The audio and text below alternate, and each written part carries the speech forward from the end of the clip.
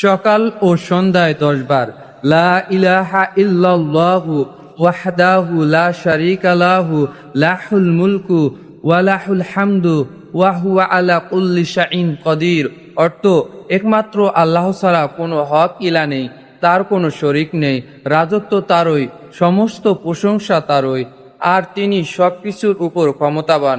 ফজিলত: সকাল ও সন্ধ্যায় 10 বার বললে 10টি করে নেকি, 10টি করে গুনাহ এবং 10টি মর্যাদা বৃদ্ধি করা হবে এবং 4টি কৃতদাস মুক্ত করার সওয়াব ও শয়তান থেকে মুক্তির নসিব হবে।